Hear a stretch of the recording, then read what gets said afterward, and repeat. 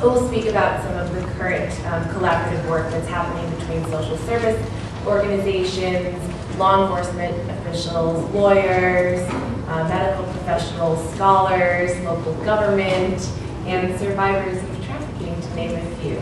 So without further ado, we'll be hearing from Vanessa Lanza first, Outreach Program Coordinator from the Coalition to Abolish Slavery Trafficking, Lieutenant Dennis Ballas with the LAPD, Susie Baldwin, the the Head Assessment Unit at the Office of Health Adjustment and Epidemiology at the LA County Department of Public Health, is also a 5-year-long volunteer at CAST and runs a clinic for survivors. And finally, Abby Land, council member with the City of West Hollywood. So without further ado, I'll ask Vanessa to start us off. So hi, I'm really pleased to be here and honored to present on such a panel of esteemed colleagues and supporters. So that makes me happy. And I see some familiar faces in the crowd too, so that's exciting. Just a little bit of background about CAST. I understand I only have 12 minutes, so this is going to be hard, but I'll do my best. CAST was established, many of you may know, in 1998 in the wake of the infamous El Monte sweatshop case. I'm just going to poll. Do the majority of people know about the El Monte case? Okay, so I won't go into all the details other than it was a pretty monumental case, one of about 3 in the late 90s or mid 90s that were being discovered across the country. It really launched the anti-trafficking movement, anti-sweatshop movement in this country.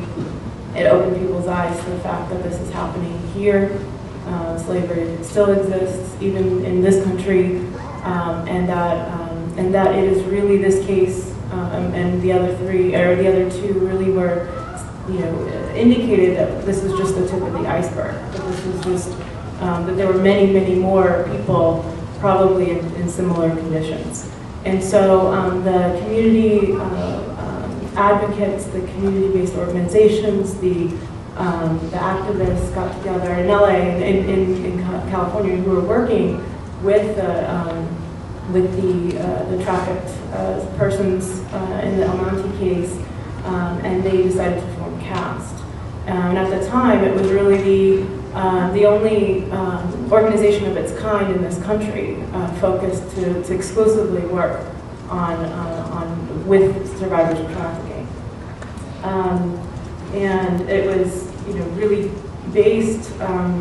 It was founded in order to provide specific, tailored services for victims of human trafficking, but also to coordinate the response, realizing that really one organization couldn't do it. That it does take a village, a community, and so it was really an organization to work, a coalition, that's why it's in our name. Today, CAST is a multi-ethnic, multilingual, human rights-based organization, and we provide comprehensive client services, so including the legal services, legal assistance, shelter, intensive case management for clients, crisis intervention, and accompaniment along the process of healing and recovering. We're also, so other than direct services, we also are advocates for policies and legislation and practice that is really not only that benefits survivors, but is really informed by the experience of our clients. And I want to go. I'm just, I'm kind of. I was fortunate to have Imelda speak in the previous panel because I feel like she really set the stage for what I want to say next, and that is that we have fought very hard. I think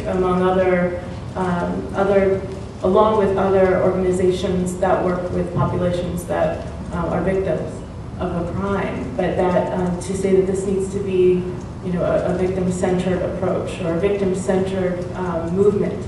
But I want to say that I think we've been saying that for quite some time, and I want to change the way we talk about it. I would say that we want to have a victim-driven movement. So not just a victim-centered movement, but a victim-driven movement. And that's what I probably, I'm the outreach coordinator. I do a lot of presentations. I go to other organizations and work with community-based organizations that have been with us for a long time, since the beginning of CAST, and new organizations that are just now finding the intersection of this crime with their existing missions.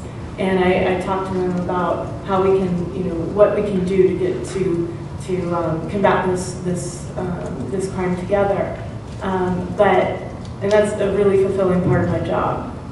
But probably the most fulfilling part of my job is working with the Survivor Advisory Caucus. And I honestly feel like I'm probably the luckiest person at CAST, that I get to really know probably the strongest people I've ever met in my life. They are, right now we have about 20 survivors who are meeting monthly with CAST and really coming together to not only discuss, well, let me take one step back. It's really a, I mean, how do you describe it? It's a support group. Yep. So it's a way or a place where survivors can come together. It's a safe place for them to feel that that really, it goes without explaining what they went through. That everyone in the room understands, and so it doesn't have to be made explicit. So there's that sense of family and support. It's also a leadership development program. So we've seen over the years, and I've been here. I started in December of 2008 with CAST, and in the year and a half that I've been here, I've seen some of the caucus members really, I don't want to say blossom, but really, they've become strong advocates, and I've seen the change in just such a short time. And it's because they're in this room with other very empowered individuals like Maria, who you heard from today, but then they're also inspired by seeing, caucus members that hadn't spoken out before, and now slowly are presenting to the CAST volunteer training, starting small and now speaking at the Museum of Tolerance every other week. And you see them inspired by each other, which I think is really, really cool. And I also wanted to just make one comment, I'm so sorry, about what Dr. Brennan had mentioned earlier about having this balance between, the spokespeople. Everyone knows that there, in any community or any family, that there's the more outspoken, and then there's the more, the more silent advocates. And I think that in this, in the caucus, we have that. We have that really dynamic group.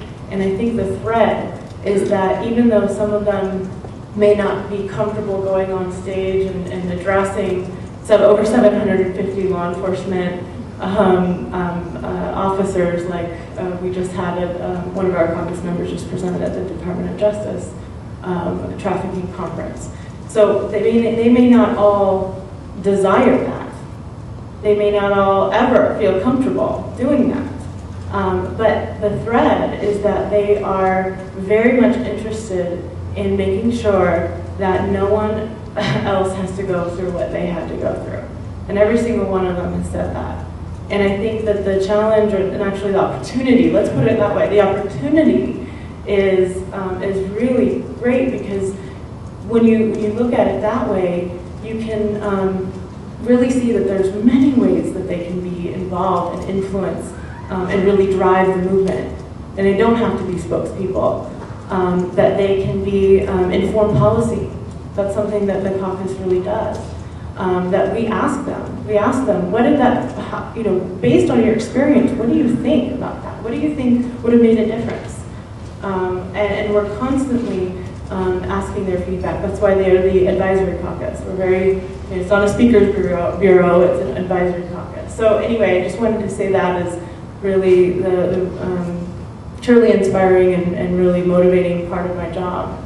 And I know I only have a few more seconds, so just to sort of lead into what this panel is about, we CAST is very fortunate to work with many different actors here in Los Angeles through the Los Angeles Metro Task Force on Human Trafficking. I'd say one of the most effective task forces in the country. We have, over the years, developed good relationships with both law enforcement and prosecutors and service providers in LA, and I think that there's a lot of coordination issues that happen, but each time I know we address the issue in a professional way, and we all at the end have the same goal in mind, and I think that's what keeps us working so well together. And anyway, I think I'll end it there. But I'm very excited to accept any questions and for the discussion. Thank you, Vanessa. And we can go down the line, or we can go over to this program, whichever you prefer. Okay, then I will call on Councilwoman Abby. Thank you so much, and thank you all for being here. I think it's incredibly important that we always continue discussing this issue, and part of my job as a policymaker is to look for opportunities to raise awareness, and I'm delighted to be on this panel and delighted to have relationships with some of the folks here, because it really is through collaboration that I think you can make great change. Just to talk a little, wearing my city council hat, but I also have another job. Council is part-time for us, so I'm the co-CEO of the Saban Free Clinic, and we partner with CAST and others to help provide, and Dr. Baldwin will talk a little bit about that, to provide for the healthcare, mental health care needs of women within trafficking. But as a city, West Hollywood is an incredible city, if I can say so. We really believe in human rights and civil rights. We're celebrating our 25th anniversary, and it's really, we were founded on kind of the belief that everyone is actually created equal, and everyone should have access to just basic fundamentals like housing and health and full equality.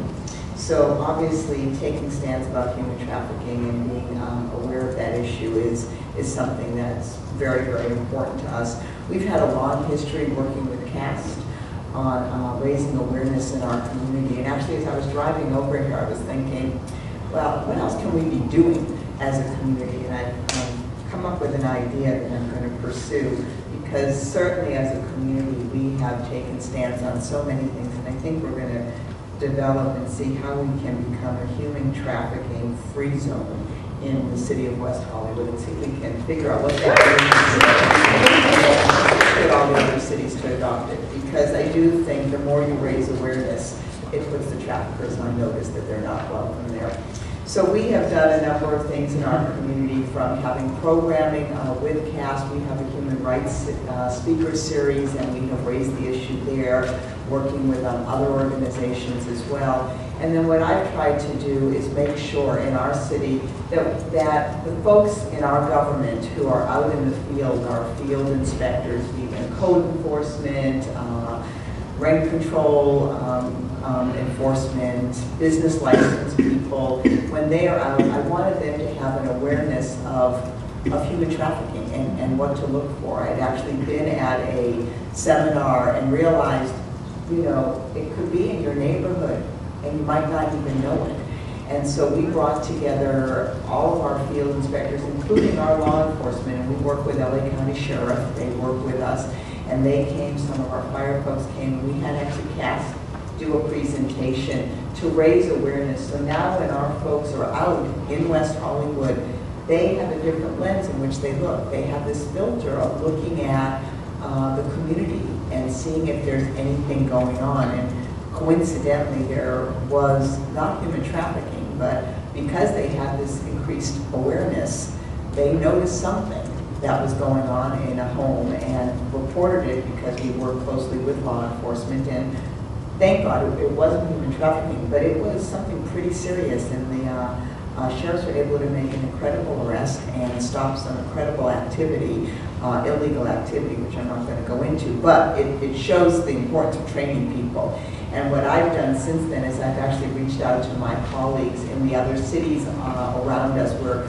part of a West Side coalition of government, so it's West Hollywood, Culver City, Beverly Hills, Santa Monica, and have encouraged them to look at doing this training, and I'll continue to follow up with them so that if nothing else, maybe on the west side of Los Angeles, we have everyone who's in the field having this heightened awareness about what it means and what human trafficking is, because of the feedback that we got from even law enforcement, which, you know, just because they're sheriffs and police doesn't mean the average person on the beat understands what this is. But from law enforcement, from our own city staff, with all the awareness that we've done, they didn't really understand this issue. They didn't really understand the magnitude of this issue. They didn't really understand kind of the full sphere that it covers. So it was really, really important to do, and so I will continue to work on that. The other thing as policymakers, what I believe we have to do is ensure that not only are the current laws that we have enforced, but, and I think we heard so well from Maria's, that we cannot hold the victims in any way responsible because they're not. And if something happens, you know, we can't make them, just because they're there, that they are suddenly a double or triple victim. And I think that's a policymakers' duty is to look at how we ensure that doesn't happen, and what support do we have out there for people who have been victims. I love the way you put this victim-driven, you know. In the work that we do in the clinic, we do a lot of trauma-informed services, and it's really through that trauma-informed lens that we provide services to people. But we certainly, as policymakers, need to look at what else we can be doing and create with our law enforcement a way of coming to people in a non-judgmental way. Because honestly, I think for many of us, you know, you sit and listen to the story, and I love so much how Maria kept saying, you must wonder why did I stay there? Why did I do that? Why didn't I run? And I think if you've not been in the situation, it's hard to understand. You know, it's just really hard to understand. And so having people begin to understand and learn, I think, will help as we look at, you know, having law enforcement work with us. Policy is also important in so many ways. I work at the Savant Free Clinic. I help run the organization, and we do work with CAST to provide the medical services for some of the women who have come through. And as I said, I know Susie will talk about that. But the thing that I think we have an opportunity to look at is there's a lot of issues that are going to come up around healthcare, mental health services through healthcare reform. And we need to make sure that people that need extra care are going to get it. Because healthcare is an interesting field, and when you provide healthcare, there's an enormous pressure on you to, you know, spend 10, 15 minutes with a patient and move on because of how you get paid and a lot of complicated things. And the reality is, for many of these women, it's not a 10 or 15 minute visit. There is a long visit that you have to do, and there's also substantial mental health issues that have to be addressed. And there is not funding for mental health services for people. There is not funding for the depth of service that needs to be done. There's probably not funding for the services, the survivor group services that you have. And I think that that's a policy issue, something that I hope we will all talk about, because it would be a shame as healthcare reform goes forward that somehow the needs of special populations are just put to the wayside. And I'm telling you, it could happen very easily if we're not aware of it. Also, as we look at the budget, today as the governor announces his May revise, and as we listen to the radio, you know, the city of Los Angeles is having problems, the county is not having problems, many other cities, LA County has 88 cities, most of us are having problems. We have to make sure that law enforcement is not cut in a way that's not only about protecting the everyday stuff, but we need to make sure that law enforcement doesn't get cut. So some of the special activities that they do, some of the ways that they work in partnership with communities, with community groups, with the FBI, that those dollars aren't taken away, and that they, right when, you know, more and more are being enlightened, and more we have this great work being done, that the money rug is pulled out from underneath us, and it means that they might not have the resources to do that. And then the money goes all over, so you've got the DA's office, you've got everyone's office. So as policymakers, we have to do it, and as advocates, we need to hold us accountable. Do not let us off the hook, and don't stop watching, because sometimes there's just so many components to addressing an issue, so many ways that you have to go at it. So you want to support CAST, you want to support the work that's being done here, but you also want to make sure that you're holding your local electeds accountable, that you're holding the county accountable, the state accountable, and that nationally, where there's many, many levels, and it's going to take all of us working to make sure that we don't lose sight and don't go backwards in this fight. I don't know if they talked about earlier, and I'm sorry I missed it, but if you haven't read the book Half the Sky, which is an incredible book, you have to, because it's about so many issues impacting women, and certainly trafficking is one of them, but it also, I think, gives you incredible, in one way you read it, you just think, oh my God, there's so much to do, but in another way you read it, you realize, there's so much hope. There's so many people out there, and there's so many ways to address an issue. And so I hope as you read today that you're inspired by the work that's being done, and you too are empowered to continue doing the work. And it's only by us doing it together that we can change.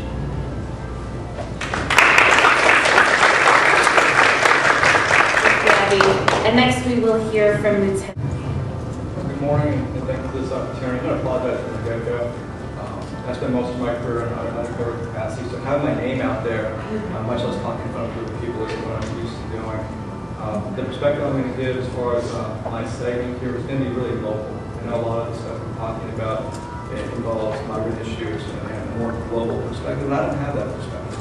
My view is much more narrow with regards to the city of Los Angeles and Southern California, and particularly the role of law enforcement. So I'm going to keep my comments as short as I can. Hopefully open up some questions later directly to that local perspective, and I can help out in that area. With regards to LAPD, the way we look at human trafficking, we've kept the definition real simple. It's contemporary slavery. And regardless of what the particular elements of the crime are, if it walks like a duck, it talks like a duck, it's a duck. And so if the normal person looks at a situation and believes that in my mind is slavery, then we will absolutely investigate. And then we'll determine what crimes we can attach to those actions for purposes of prosecution. But the door is open, and it gives us our avenue to get into it. I think it was Melda that brought up earlier the comparisons to domestic violence and sexual assault crimes. With respect to law enforcement, I had to date myself. A little before my career started, I was told that they couldn't use the word rape on television. It was, in effect, a curse word. And then as I was growing up, I think the soap operas picked up on it first, and then you have your movies of the week, and rape became a topic, and people as part of the consciousness of the community. When I first came into law enforcement, domestic violence was in a similar situation, and we were already at the stage that we understood victims' rights and how to properly document that particular crime. 20 years later, where we're at today, when my officers bring me a domestic violence report, it really looks like a novel. We've come up with all these little supplemental forms to document the injury, to locate particular witnesses, where you're interviewing siblings, and things we hadn't thought about doing 15 or 20 years ago. So we're up to that now. Human trafficking, the laws are 10 years old and younger, and so we are at the very beginning of the learning curve on how to properly invest these crimes and to prosecute them. And so when you do it for a living, it's interesting for us, and we take advantage of the situation. Again, my focus is a local one, and I know we've been talking a lot about migrant labor issues and what have you this morning. But understand that in the city of Los Angeles, I'll just jump ahead, my specialty is the commercial sex crimes aspect of human trafficking.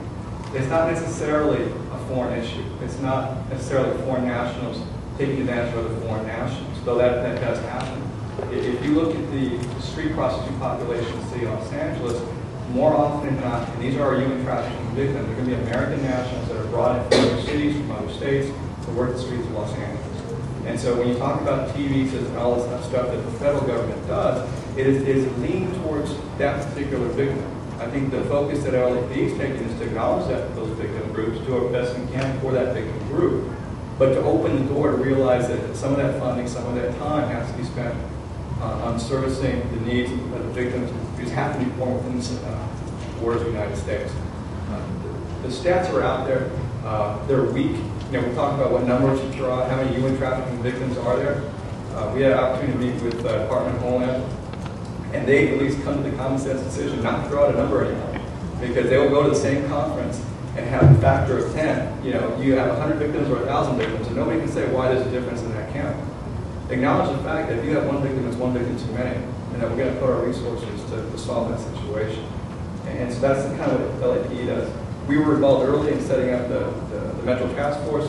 Our card's back there, has that 800 number. Take the card if you have information that will lead us to rescuing another victim, identifying another suspect, prosecuting a human trafficker. We want that information. When you talk about why you have only so many T visas, we have only so many victims come forward to us. Self-identification is a real problem. But it's up to you as the eyes of the community to expand upon the awareness of the community and to give us those clues that we need. That's why we have an 800 number. Early on, we realized that the sexual aspect of it, the commercial sexual exploitation of children and what have you, was a big part of human trafficking, not the only part. We also had the labor aspect of it. We've bifurcated in the fact that we have 2 separate divisions within the city of LA that are involved in human trafficking investigations. We have a robbery homicide division. They always have the expertise in doing kidnapping investigations. They seem to be natural fit for doing human trafficking. They handle the labor side. Technical support and vice division, the section that I worked for. We did prostitution and vice investigations. There is a real understanding in the law enforcement community that to investigate commercial sex crimes, it takes a certain level of expertise and experience. It makes sense, and that's why vice officers are involved in doing human trafficking investigations. It's not enough to do that single rescue. If you go in and suspect somebody is a human trafficker, you can pull them out of a massage parlor, pick them up off the street. The premise we have is if you have one victim, you have more. And so there is a need to do an investigation in terms of who put that person out there, and then where are they getting the bodies to. So you've got different levels of culpability, and that's where the vice aspect comes into it. The approach that we've taken now is education, rescue, incarceration, and prosecution. City council person talked about giving education to the other city entities. We started with our own. We have about 10,000 officers attached to LAP. In the first year of the task force, the primary purpose of the task force was to get the training out to the eyes on the ground. Once we had a basic understanding that this is a crime unto itself, it's not domestic violence, it's not smuggling, it's not necessarily prostitution. We have 10,000 bodies in the field that could possibly recognize what's going on. We gave them a contact to go to do further investigation, would be us. And then we went out beyond our own. We went to neighboring agencies. We talked about the other inspectors and what have you attached to government. And they're captive bodies, and tell them where to be at a certain time, and they'll sit down and take the class. But it gives us more eyes on the ground. And so then we found out that anybody who will listen to us will stand and take the pulpit and do what we have to get the word out there. This is a real thing. You see the billboards in the city. You have the PSAs that the townspeople are putting together. I think my understanding, and it's, we learn as we go. The first year we spent a fair amount of money putting up with PSAs or posters. I think most of them are in English. Yeah, we learned. Yeah. Because we realized the problem went beyond our own. At the same time, we have to realize that it is. I think part of like rape and domestic violence, we always wanted to think it was some other person's problem. And I think Americans as a whole don't want to take that or believe that we've got Americans victimizing Americans for purposes of human trafficking. It's easier to believe that we're sending boatload of inmates into Korea or bringing them from Ukraine. And while we do that, unfortunately, we have been neglecting over the last few years that domestic focus. And in LA, we're really working on that. Here. Talked about how we bifurcated the investigation. We have 21 vice units within the city of LA. Each geographic area has been given additional training, at least on the sex side. And so again, it puts more eyes in the field, and they can understand that these investigations can differ from other crimes. The best thing for us is our relationships with CAST and the other people in our task force. We're talking to the other agencies, the sheriffs, ICE, which is They used to be INS, now they're Immigration Customs Enforcement. You know, the FBI, the U.S. Attorney's Office, the DA's office, the City Attorney's Office. You need to have that. It is a force multiplier. None of us can do this by ourselves. Almost by virtue, and actually by definition, if you look at the elements of the crime, you're talking about movement of people for the purposes of labor or sex. And so, from the standpoint of the perpetrator, it's a wonderful thing. I can kidnap somebody in one place, sell them in another, move them to a third, and under the conventional model of law enforcement, who's going to investigate that crime? And did the crime occur when she was first picked up? Is the crime occurring where they're being rented out? Is the crime occurring where they ultimately finished? And so there was a confusion there. So if you don't have a task force model where you have neighboring and distant jurisdictions working together, you're never going to get these cases put together. You're never going to get the prosecutions. You have to have that full-time commitment. The average time for human trafficking cases is 2.5 to 2 years from start to finish. People retire in that time. And God help the victims. What do we say to see that once we actually catch the bad guy, we have to care for those victims. If nothing else, the purpose of the prosecution. The tack that defense attorneys are taking is exactly the same as you see with any sexual assault crimes. They're going to prolong the case. You show up on a Monday, it's going to continue to the following Thursday, will go on to the following month. We're asking people to talk about the worst experience of their lives. Imagine that, having to just strengthen them to get them ready for that moment, and then told, come back in 2 weeks. Many of those victims are going to opt out. And so without the assistance of CAPS and people who can hold those hands, because my detectives will move on to the next cases, that we will not have the prosecutions that we're looking for. So we rely heavily on those relationships. And even outside of the task force, one nice thing about VICE is that you learn. If you're working the prosecution side of it, you realize it is always a trafficking. We talk about having these circuits where girls and boys are brought from San Diego to Los Angeles to Oakland to Seattle to Vegas to Miami. And if you haven't made those relationships with the city of Dallas or with Seattle, you're never going to make those cases. In Los Angeles, it helps to be Los Angeles. People want to be our friends.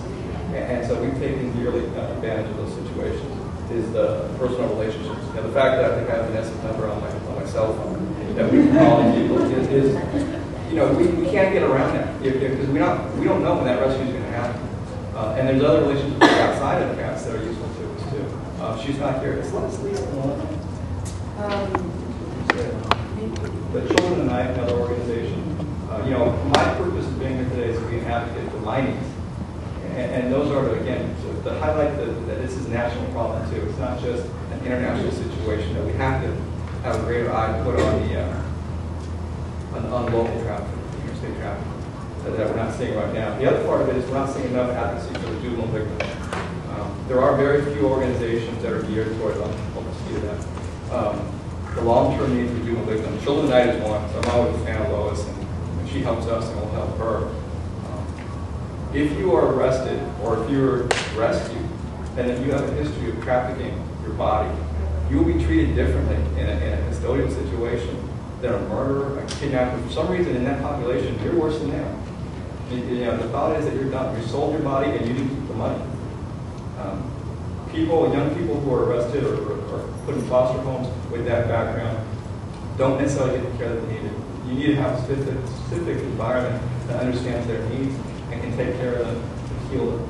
Last thing I throw in there, we're an advocate of having the victims assist in the prosecution.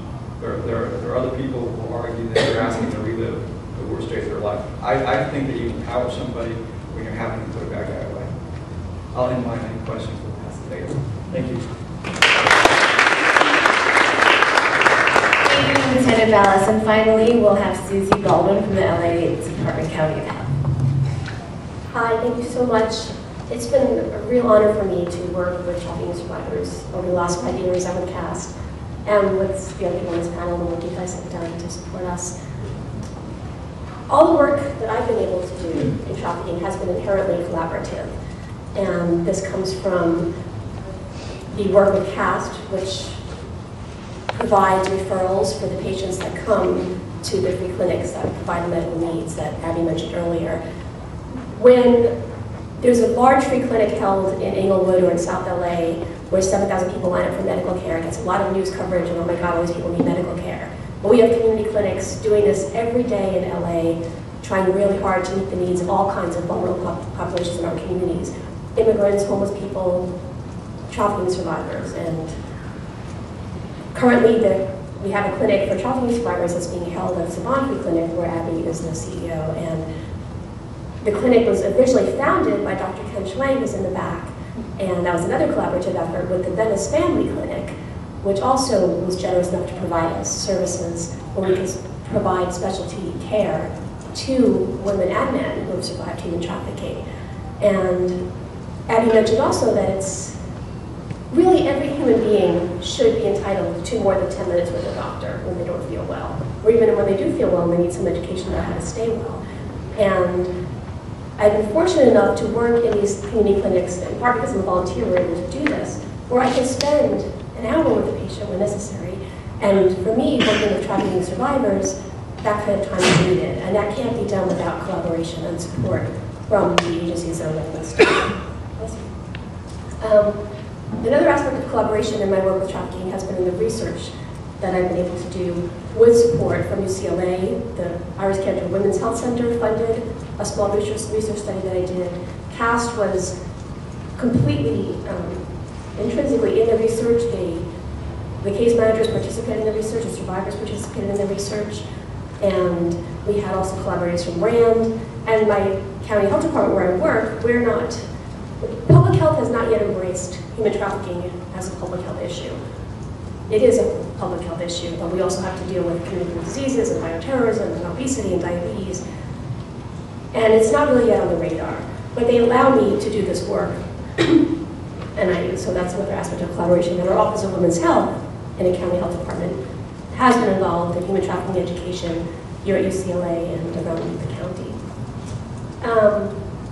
There's also been collaboration in rescue efforts. We had a case last October where, for the first time, I was contacted by law enforcement, by the FBI, for a breaking case in the port where they were expecting a case full of migrants from China who were supposedly locked in a container crossing the ocean, women and children. And the amount of collaboration that I was there as a medical person, but it was primarily a law enforcement operation, and the collaboration was just incredible.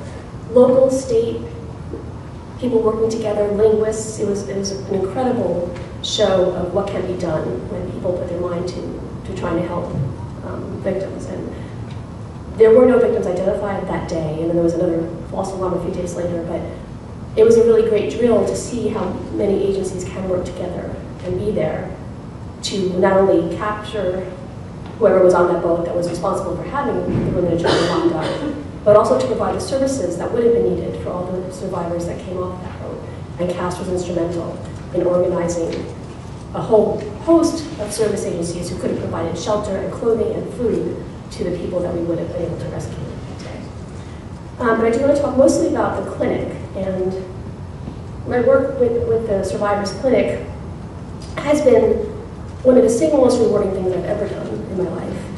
It's also one of the most challenging, because despite the incredible resources that the free clinics offer, the Spawn Free Clinic in particular now, we are working to serve survivors in a system, a healthcare system that's broken. And yes, we've all heard a lot about this over the last year and a half, 2 years.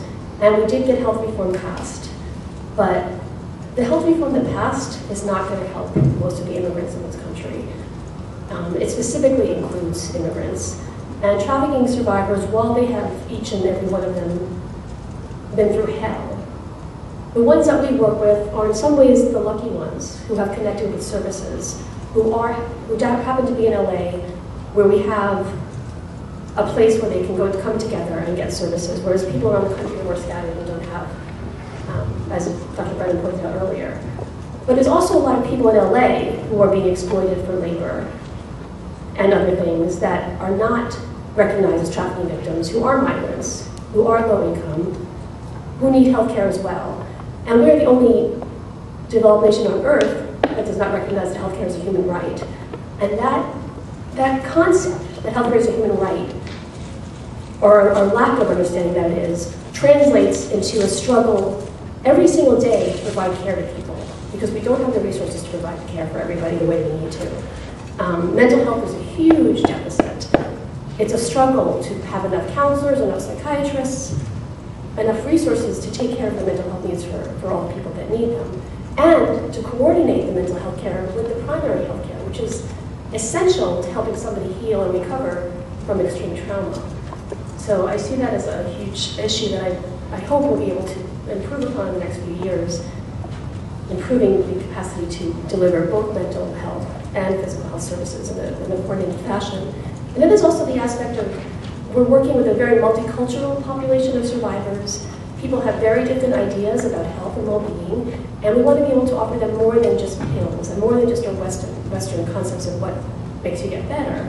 And that includes, for one thing, looking at health in a larger holistic picture. You have to have a safe place to live, you have to have social support to be a healthy person. And CAST helps the survivors obtain safe housing, food, and some degree of social support, although ultimately it's up to individual survivors to form their social networks once they're re-embarking on their life here. But to provide the kind of healthcare we need, I'd like to be able to have a network of providers that can not only give mental health care, but maybe acupuncture and herbal medicine and chiropractic services when we need them. Western medicine doesn't take care of everything very well.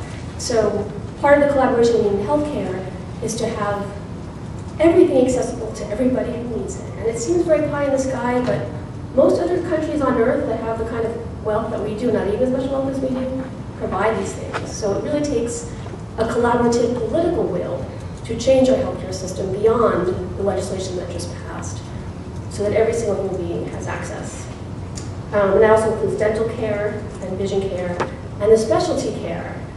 When we have a patient who needs a test, say they need an MRI, say they need to see a kidney specialist, we then we leave Savantry Clinic, where everybody's pretty helpful and trying to help, into my employer, the County of Los Angeles, where there's a health system that is completely overwhelmed and underfunded and has been for a long time. And it can take 6 months or a year to get an appointment with a specialist. If the patient happens to not get the letter that she had her appointment that day, there's no phone call to remind them. There's no one calling me to tell them your patient probably got the appointment you've been waiting for 6 months. They never get the care. And people say, we're going to ration care in this country if we do any kind of universal health care, but we already are rationing care. And trafficking survivors are the ones who are being denied care, as well as other immigrants, other low-income workers. That's my soapbox. I think I covered everything I meant to.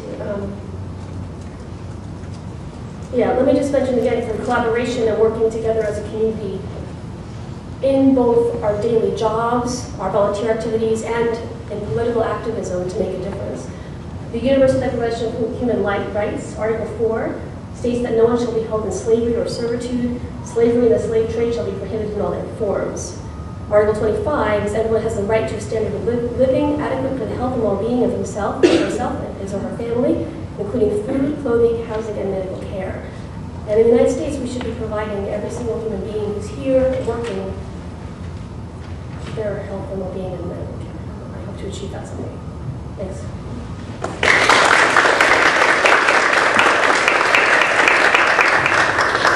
I'd like to thank all of our panelists, and I would like to start the discussion with a question.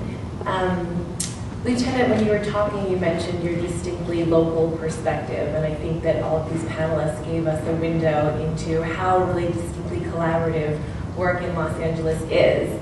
And to complement your local perspective, we have our keynote speaker, Professor Brennan, visiting us from DC, who reminds us that it might not necessarily look like this everywhere else. And so since trafficking is a national, if not international problem, I was wondering how these, some of the best case practices and lessons learned about the collaborations that happen in LA are extended into conversations on the national level. The nicest thing about the task force is the fact that we do have collaborative relationships that go beyond our own jurisdictions. When we sit down, the FBI will sit there with us, ICE will sit there with us, the U.S. Attorney will sit there with us. So the contacts that we have an advantage already being a big city. We do have contacts outside of our jurisdiction. But anything that we don't have, we'll get from them. None of us can do this by ourselves. I think the model works. The fact is, we're following suspects who minimally will take bodies off in Nevada. And if you don't have a Nevada officer who can pick somebody coming off a bus or coming off the airplane, you're not going to be able to make that case. You have to look beyond your own, what you can do within yourself and see what resources are available to you. You've done really good at putting your hat out there and just asking. Everybody's, there's more money out there than I think we're aware of, but there aren't nearly enough bodies. It seems like all these little task forces that we try to attach ourselves to, we'll help you here, we'll give you a computer, we'll get you an air card, we need a body. And so we're just juggling that. We're trying to figure out, okay, I have more cases with ICE, but my victims have to be foreign nationals. If I'm going to work cases using an ICAC, that's Internet Crimes Against Children, I got to make sure my victims are juveniles. And so we're doing it. We're trying to figure out how many hours we have in a day, how many hours we have in a month, and we're starting to move our cases around. If this is going to be overtime, where am I going to get the money? Because we have these budget constraints right now that when my 10 hours are done, the city will send me home. And that doesn't mean my victim is done. She's not going to wait. He's not going to wait until the next day for me to get back. And so we're being as creative. I think that model is being copied or emulated throughout the country. Vanessa just got back from Virginia. We talked best practices with the other task forces out of the country. And that's what we're doing. And we're still in the development stage. We're still trying to decide what works best. The laws aren't new. The prosecutions are new. One way to get around that, 15-year-old and 17-year-old kidnapped off the street of South LA Monday. Fortunately, the 17-year-old wasn't afraid of law enforcement. She got sent over to the valley to work one of the tracks there since she was a street prostitute. She flagged down a sergeant in Van Nuys division. They were able to find a 15-year-old. Next, she used a ruse phone call to get the pimp to come back, and he was incarcerated, and my detective rolled on it. These guys aren't smart. They're gangsters who realize that dealing in human flesh is safer than dealing in drugs and weapons. I can have a 17-year-old in my car, and I won't go to jail. If I have a gun in my pocket, I will. And so you have to start working on using the laws that you have to do it. The fact is they didn't leave the city, so we probably weren't going to get a human trafficking case. Is it slavery? Absolutely. And so we filed 2 counts of kidnapping, robbery, sexual assault. We'll use the laws that we have at our disposal. We share that information with the other agencies in the business.